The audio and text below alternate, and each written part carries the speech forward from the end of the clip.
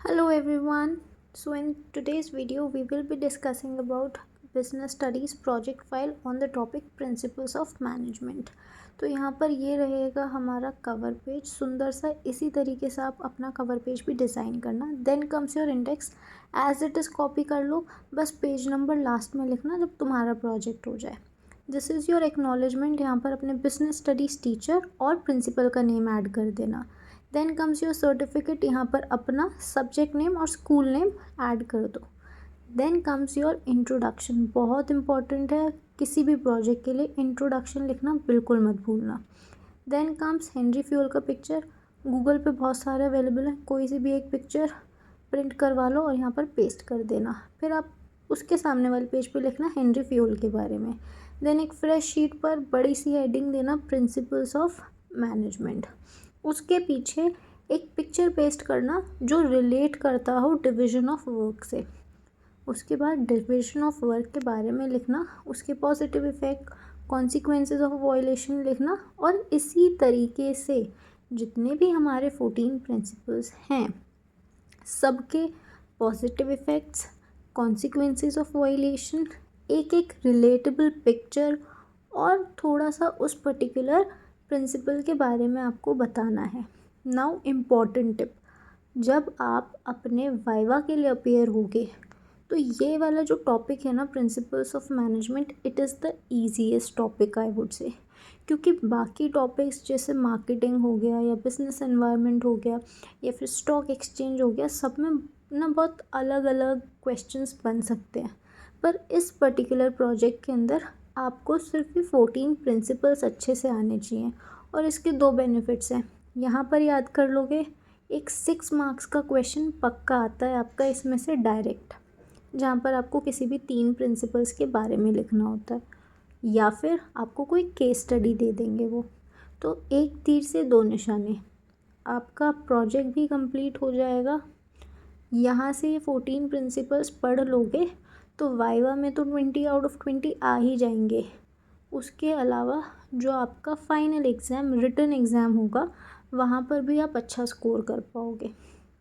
तो हर एक प्रिंसिपल के positive effects, violating consequences and थोड़ा सा उस पर्टिकुलर टॉपिक के बारे में, मतलब जो भी आपका प्रिंसिपल उसके बारे में आपको पता होना चाहिए. ठीक है.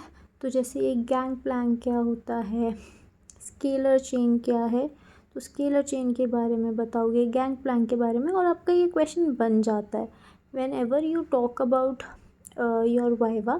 तो वहाँ पे यूनिटी ऑफ कमांड क्या होता है, यूनिटी ऑफ डायरेक्शन क्या होता है, सेंट्रलाइजेशन क्या है, डिसेंट्रलाइजेशन क्या है, गैंग प्लान कब काम आता है, स्टेबिलिटी ऑफ पर्सनल क्या है. इस टाइप के छोटे क्वेश्चंस जो हैं आपके एग्जामिनर आपसे पूछ सकते हैं. ये तो हो गई डिफरेंसेस की बात की. इस तरीके से वो डिफरेंस पूछ लेंगे कि what is the difference between stability of personnel और and suppose remuneration of employees.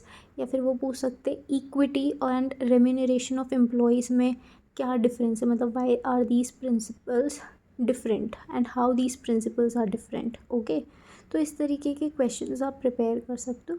एक बार आप इनको याद कर लोगे ना तो it would be very easy, क्योंकि आपको फिर पूरा वहाँ पे कोई दलील नहीं पेश करनी कि ऐसे नहीं ऐसे अलग है. आपको सिर्फ बताना है ये यूनिटी ऑफ कमांड है और ये यूनिटी ऑफ डायरेक्शन. नाउ हमने जो प्लेस विज़िट किया है वो है बीकानेर वाला. I have chosen Okhla NSIC Delhi के अंदर जो है वहाँ पर. ये अभी न्यूली वहाँ पर स्टार्ट हुआ है तो आई चूज़ दिस. थोड़ा सा बीकानेर वाले के बारे में हम बताएंगे, यहाँ पर ज़्यादा भी बता सकते हो. ठीक है. ये जो पिक्चर्स हैं मैंने ये गूगल फ़ोटोज़ से ली थी. मैप पे आप डालोगे ओखला NSIC बीकानेर वाला, तो वहाँ पे काफ़ी सारे लोगों ने रिव्यूज़ डाल रखे हैं. तो आपने वहाँ से ये पिक्चर्स ले लेनी है और उनको यहाँ पर पेस्ट कर देना है. खुद विज़िट कर सकते हो, वेल एंड गुड, जाके विज़िट करो और पिक्चर्स क्लिक कर देना. Then comes your questionnaire and response sheet. ये क्वेश्चनर है, आपको ऐसे 20 क्वेश्चनर अपने प्रोजेक्ट के अंदर अटैच करने हैं. इनकी फ़ोटोकॉपीज़ आप निकलवा लो, अपने आप अलग अलग पेन से फिल कर दो ताकि किसी को शक ना हो. ठीक है. उसके बाद आपको ये रिपोर्ट लिखनी है कि भाई मैंने किया क्या वहाँ पे जाके. तो आप बताओगे कि भाई मैं 10 तारीख को गया था, 20 एम्प्लॉयज़ से बात की, कुछ प्रिंसिपल्स मैंने ऑब्ज़र्व किए, कुछ प्रिंसिपल्स मैंने थ्रू मेरे क्वेश्चनेयर पूछे, लोगों को मैंने क्वेश्चनेयर बांटे, उन्होंने मेरे को जो जो रिस्पॉन्स दिए ये मैंने उसकी फाइंडिंग्स यहाँ पर लिख दी है। और इन फाइंडिंग्स के बेसिस पर हम ये रिकमेंड करते हैं। तो ये 4 रिकमेंडेशंस हम दे देंगे। उसके बाद लास्ट इम्पॉर्टेंट थिंग, कंक्लूजन लिखना बहुत इम्पॉर्टेंट है, पूरा कंक्लूजन लिखना। और इसके बाद आता है बिब्लियोग्राफी कि हमने क्या क्या रिसोर्सेज यूज़ किए। तो ये कुछ रिसोर्सेज हैं जो आप बता सकते हो। आई होप ये वीडियो आपको यूज़फुल लगा होगा। अगर लगा है तो please share it with your friends. Thank you.